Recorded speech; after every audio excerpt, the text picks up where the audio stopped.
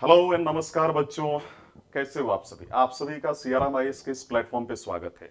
बच्चों, जब आप सुबह उठे होंगे तो आपने एक बहुत ही दिल दहला देने वाली खबर सुनी होगी। आप सही देख रहे हो, स्क्रीन पे हमारे बीच श्री रतन टाटा जी नहीं रहे। एक बहुत बड़ी सेट बैक है हमारे कंट्री के लिए कि इतने बड़े फिलोनोथ्रॉफिस्ट अब हमारे बीच नहीं रहे। हालांकि यूपीएससी पॉइंट ऑफ व्यू से बात करूं तो हमारे जीएस 2 के मेंस के जो जीएस 2 हमारा जनरल स्टडी 2 जो हमारा पेपर है, उसमें गवर्नेंस के अंतर्गत एक टॉपिक आती है कॉर्पोरेट गवर्नेंस। यहां से इनकी टाटा ग्रुप से श्री रतन टाटा जी से कॉर्पोरेट गवर्नेंस के क्षेत्र में हम क्या हमारा कंटेंट मिल सकता है, साथ ही साथ जीएस 4 के एथिक्स में हम यहां से क्या ले सकते हैं, टाटा ग्रुप से क्या सीख सकते हैं जो हमारे एग्जाम में हेल्प करेगा, वो भी समझेंगे। हम लोग ये भी देखेंगे कि जो रतन टाटा जी थे और साथ ही साथ टाटा ग्रुप ने किस तरीके से सस्टेनेबल डेवलपमेंट गोल के क्षेत्र में अपना रोल प्ले किया है। तो उससे पहले एक थोड़ा शॉर्ट ओवरव्यू लेंगे हम लोग टाटा ग्रुप का और रतन टाटा जी के लाइफ का। चलिए शुरू करते हैं। 1868 में जमशेदजी टाटा नामक 29 वर्षीय एक व्यक्ति ने इस कंपनी का फॉर्मेशन किया था, फाउंडेशन किया था, स्टैब्लिशमेंट किया था। आज के समय टाटा ग्रुप लगभग 150 से ज्यादा देशों में अपने प्रोडक्ट अलग अलग सर्विसेज को सेल कर रही है। बहुत ज्यादा 150 से ज्यादा देशों में इनकी प्रोडक्ट सर्विसेज उपलब्ध है, जहां पर 100 से ज्यादा देशों में इनकी आज के समय कंपनी की ब्रांचेज हैं।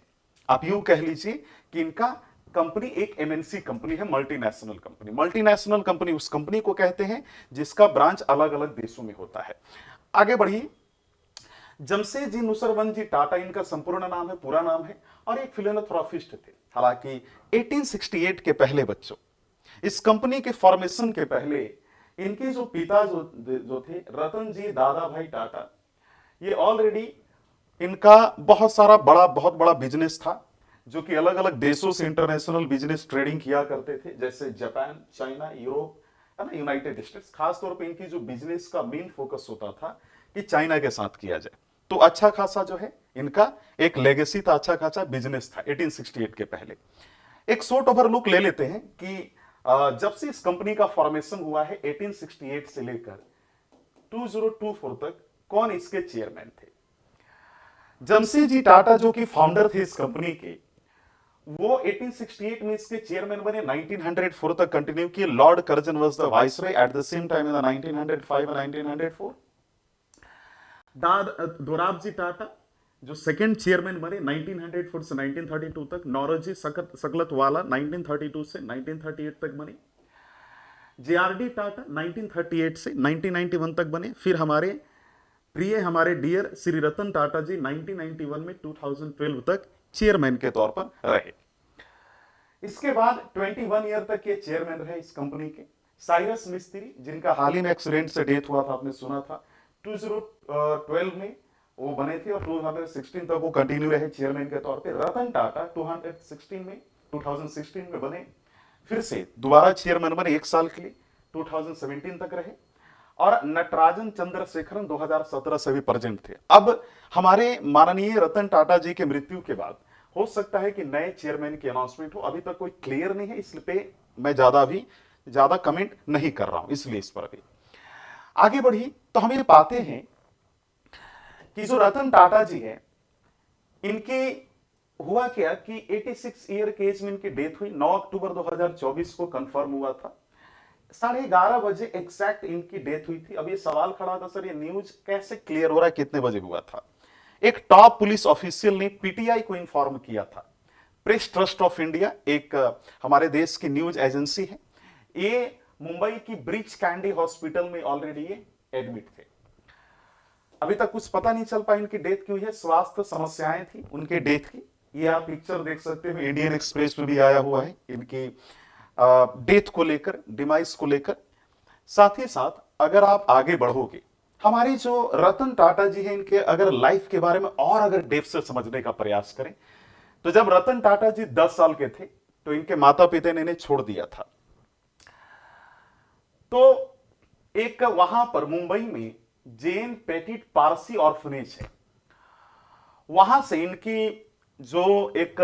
इनकी दादी जो थी नवाज भाई टाटा, यानी हम कह सकते हैं कि टाटा ग्रुप की मालकिन जो थी, उन्होंने इनको क्या किया था, गोद लिया था उस ऑर्फनेज से। रतन टाटा जी को जो है वैसे ही पाला गया जैसे उनके सौतेले भाई नवल टाटा को पाला गया था, जो कि खानदान से बिलोंग करते थे, टाटा ग्रुप के खानदान से बिलोंग करते थे। समय गुजरता गया, इन्होंने अपनी जो शुरुआती शिक्षा है, एजुकेशन है, वो अलग अलग जगहों से ली, जैसे कि कैंपियन स्कूल है ना मुंबई में, cathedral and John Connon school Mumbai से, बाइस ऑफ कॉटन स्कूल शिमला से उन्होंने अपनी जो है पढ़ाई की, राइवरडेल कंट्री स्कूल न्यूयॉर्क सिटी से इन्होंने किया, और ये कॉर्नल यूनिवर्सिटी और हार्वर्ड बिजनेस स्कूल के भी एलुमनाई रह चुके हैं। इनके बारे में अगर हम लोग समझे, इन्होंने रतन टाटा जी ने जब ये 1991 में जेआरडी टाटा ने इन्हें सक्सेसर के रूप में डिक्लेयर किया कि हमारी कंपनी का चेयरमैन रतन टाटा बनेगा, तब उन्होंने अपनी कंपनी का जो रेवेन्यू है 40 गुना ज्यादा बढ़ा दिया था अपने स्किल से, अपने लीडरशिप क्वालिटी से। जब ये चेयरमैन बने, टाटा ग्रुप की इतनी ज्यादा इन्होंने रेवेन्यू जो है इंक्रीज कर दी थी। यह भी देखा गया कि 21 सालों तक जब तक ये चेयरमैन रहे, इन्होंने लगभग आप ये मान के चलिए कि 50 गुना से ज्यादा, 50 टाइम्स से ज्यादा इन्होंने प्रॉफिट को अर्न करवाया था। समय गुजरता गया, इन्होंने टेटली है ना, जगुआर, लैंड रोवर और कॉरस जैसे कई कंपनियों को भी अपने अंदर लिया था, यानी हम कह सकते हैं खरीद लिया था, अपने अंदर सम्मिलित कर लिया था। जैसे जैसे समय गुजरा, जो टाटा ग्रुप पहले कुछ ही कंट्री में सीमित था, रतन टाटा जी के चेयरमैन बनने के बाद कई कंट्री में अपना पांव पसार चुकी थी। इसके बाद रतन टाटा जी को 2015 में ख्याल आया था, और वो ख्याल यह था कि भारत में अधिकतर जो पॉपुलेशन है मिडिल क्लास का है, तो क्यों ना ऐसा कार बनाया जाए जिससे मिडिल क्लास अपनी लाइफ को और बेहतर कर पाए, ट्रैवल उसको करने का मन करे तो सस्ती कार में बेहतरीन ट्रैवलिंग का मजा ले पाए, आनंद ले पाए। इसको सोचकर 2015 में श्री रतन टाटा जी ने टाटा नैनो कार के आइडिया के साथ भारतीय मार्केट में इन्होंने प्रवेश किया, एंट्री किया। हालांकि वो पहले से ही थे, लेकिन टाटा नैनो कार को पहली बार इंडिया में लॉन्च किया गया। जब ये टाटा नैनो कार आई थी, तो ऐसा माना जाता था कि अभी तक का सबसे अफोर्डेबल कार है, जो कि शायद ही विश्व में कहीं इतनी बड़ी स्कीम के साथ लॉन्च हुई, इतनी कम दाम के साथ लॉन्च हुई है। इसका शुरुआती जो प्राइस था $2000 था, अगर इंडियन रुपीज में कन्वर्ट करेंगे तो 1,69,187 रुपीज थे। हालांकि यह कार जो था, यह प्रोजेक्ट जो था रतन टाटा जी का, ये कामयाब नहीं रहा। जिस सोच के साथ लाया गया था वो सोच पूरा नहीं हुआ, यानी यह कार ज्यादा बिकी नहीं इंडिया में। समय गुजरता गया, रतन टाटा जी अब हमारे बीच में नहीं रहे, लेकिन रतन टाटा जी ने मानवीय परोपकार के क्षेत्र में, फिलॉन्थ्रॉपी के क्षेत्र में काफी बड़े बड़े कार्य किए। अगर एक रिपोर्ट के अनुसार ये कहा जाता है कि उनकी जो प्रॉफिट होती है उनकी कंपनी का, उसका 60 to 65% जो मनी है वो चैरिटी में दे देते हैं, परोपकार के फील्ड में खर्चा करते हैं, समाज या सोशल जस्टिस के फील्ड में, समाज के विकास में खर्चा करते हैं, डिप्रेस्ड क्लास में खर्चा करते हैं हमारे देश के। इन्होंने, टाटा ग्रुप ने अपनी कंपनी के गोल में, ऑब्जेक्टिव्स में ये भी जो है ओथ लिया है, या फिर हम कह सकते हैं प्रोविजन डाला है कि हमारे सस्टेनेबल डेवलपमेंट गोल, जिसको 2015 में यूनाइटेड नेशन ने रियो डी जेनेरियो ब्राजील के एक शहर में कई कंट्रीज की जब मीटिंग हुई थी, जो यूनाइटेड नेशन की जो अपनी मेंबर कंट्रीज हैं, उसमें जब मीटिंग हुई थी तो उस मीटिंग में डिसीजन लिया गया था कि 15 सालों के अंदर, यानी 2030 तक पूरा वर्ल्ड कुछ गोल को पूरा करेगा, जिससे कि हमारी पृथ्वी, हमारी प्लैनेट और सभी देश अच्छे से रह पाए, डेवलपमेंट सभी देशों में हो पाए। उस चीज को ध्यान में रखते हुए सस्टेनेबल डेवलपमेंट गोल नाम की एक प्रोग्राम, प्रोजेक्ट लॉन्च की गई थी यूनाइटेड नेशन के द्वारा 2015 में, जिसमें उस मेंबर कंट्री, जितने भी मेंबर कंट्रीज उस मीटिंग में बैठे थे, उन्होंने इस गोल को एक्सेप्ट किया था, अप्रूव किया था। इंडिया ने लगभग 17, चूंकि उसमें जो सस्टेनेबल डेवलपमेंट गोल था, 17 सस्टेनेबल डेवलपमेंट गोल को यूनाइटेड नेशन ने 2015 की रियो डी जेनेरियो की मीटिंग में सामने रखा था मेंबर कंट्रीज के बीच में। इंडिया ने उसमें से 6 गोल को जो है हम कह सकते हैं अपनाया। ओवर द ईयर और भी गोल्स को अपनाने का प्रयास कर रहा है इंडिया, और भी अपनाएगा भी। लेकिन अभी तक यह देखा गया है कि हमारे रतन टाटा जी ने लगभग उसमें से 17 में से 6 गोल पे उन्होंने काम किया अपनी कंपनी के प्रॉफिट से। जैसे एजुकेशन के क्षेत्र में काम उन्होंने किया, जो कि हमारे सस्टेनेबल डेवलपमेंट गोल के, है ना, चौथे नंबर पे आता है, जो चौथा हमारा एसडीजी है, सतत विकास जो उद्देश्य हम कह सकते हैं। जेंडर इक्वालिटी पे भी इन्होंने खर्चा करने का काम किया है, SDG 5 हमारा ये। SDG 8 को भी इन्होंने फुलफिल करने का प्रयास किया, जिसमें decent work and economic work की बात की गई है। इंडस्ट्री, इनोवेशन, इंफ्रास्ट्रक्चर के क्षेत्र में भी इन्होंने काम किया, जो कि सस्टेनेबल डेवलपमेंट गोल 9 है। इसके बाद इनइक्वालिटी को भी मार्केट से रिड्यूस किया। इनइक्वालिटी जो अलग अलग प्रकार के, चाहे वो पॉलिटिकल है या फिर सोशल है, जो कि SDG 10 में आता है। SDG जो 17 है कि जो मिलजुल कर हम लोग सस्टेनेबल डेवलपमेंट गोल को जो है उसके ऑब्जेक्टिव्स को पूरा करेंगे, उसको भी जो इन्होंने जो है उसको टारगेट किया है और उस पर काम किया है।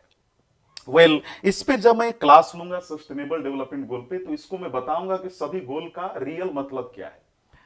अभी बताऊंगा तो काफी टाइम लग जाएगा, इसलिए हम लोग ये देखते हैं सिर्फ कि 4, 5, 8, 9, 10, 17, 4, 5, 8, 9, 10, 17 ये से ऐसे 6 ऐसे सस्टेनेबल डेवलपमेंट गोल हैं जहां पर रतन टाटा जी ने और टाटा ग्रुप ने बहुत लंबे समय से काम किया और अभी भी कर रहे हैं। ये मैंने डिटेल आपको बता दिया है। रतन टाटा जी को कई अवार्ड भी मिले हैं उनके लाइफ में।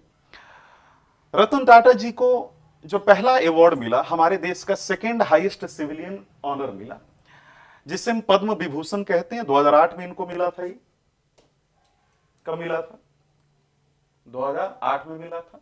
फिर हमारे देश के थर्ड हाईएस्ट सिविलियन अवार्ड मिला था, जिसे हम लोग पद्म भूषण कहते हैं, है ना।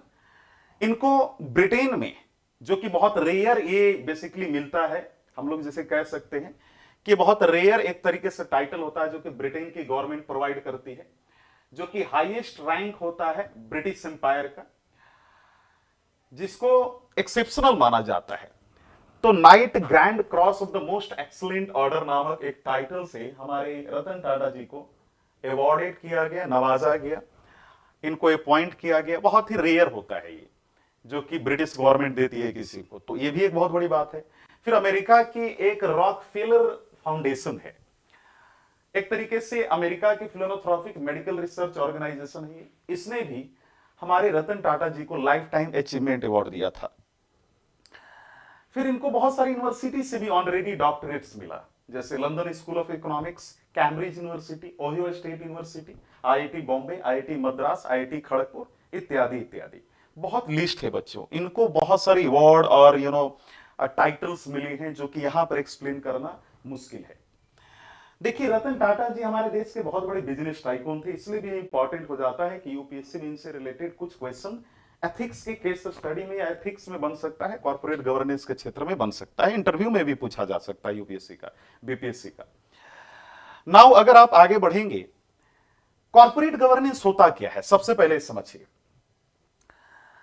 कॉर्पोरेट गवर्नेंस का सीधा मतलब यह है कि एक कंपनी अपनी कंपनी को कैसे चलाता है, उसका जो चेयरमैन है या एक कंपनी किस स्ट्रक्चर के साथ चलता है,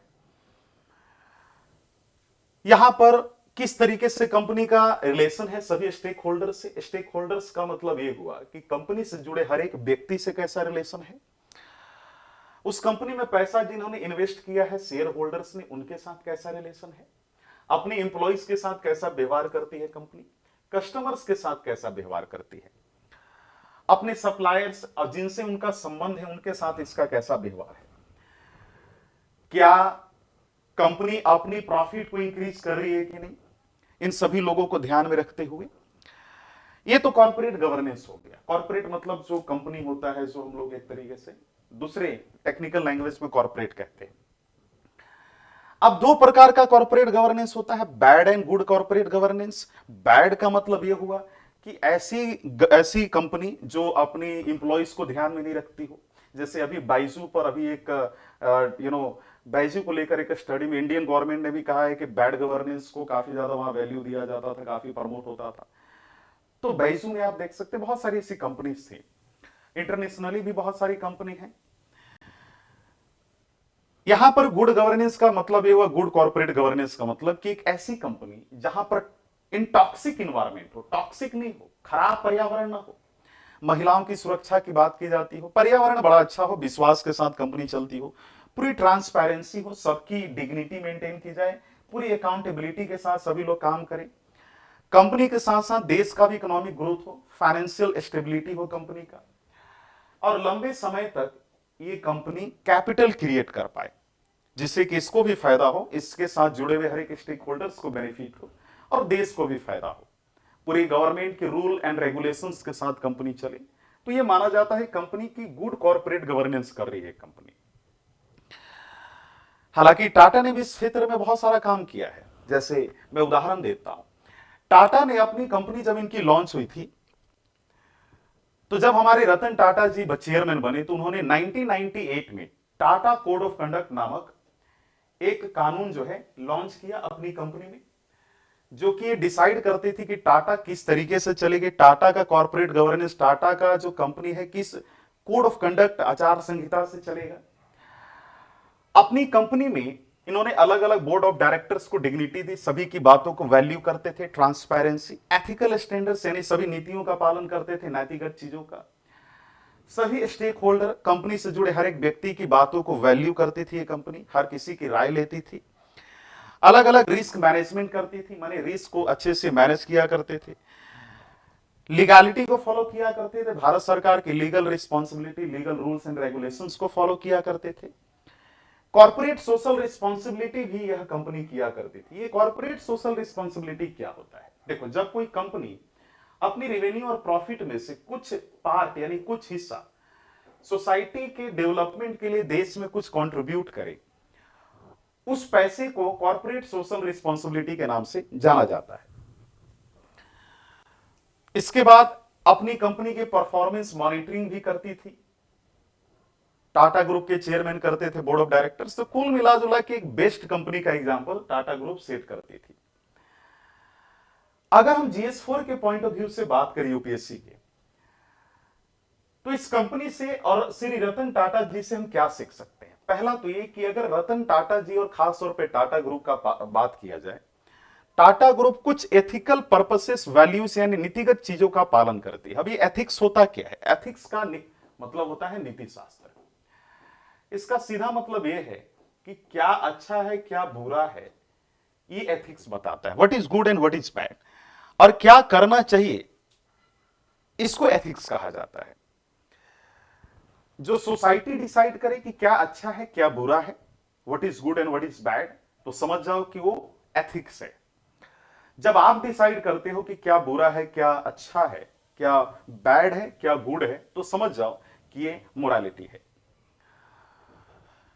तो कुछ कोर वैल्यूज, कुछ एथिकल चीजों को भी ये कंपनी फॉलो करती है, जैसे इंटीग्रिटी मेंटेन करना, ऑनेस्टी से काम करना, ट्रांसपेरेंसी को मेंटेन करना, पूरी रिस्पॉन्सिबिलिटी के साथ काम करना, पर्यावरण को भी बढ़ावा देना, पर्यावरण को भी नुकसान ना हो और कंपनी भी अच्छे से चले, एनवायरमेंटल इंपैक्ट असेसमेंट का भी ध्यान रखते हैं।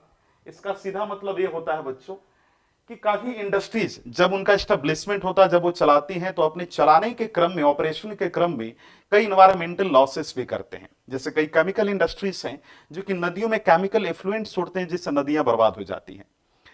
टाटा ग्रुप का मानना है कि मैं अपनी कंपनी का ग्रोथ तो करूंगा ही, साथ पर्यावरण के साथ कोई समझौता नहीं करूंगा।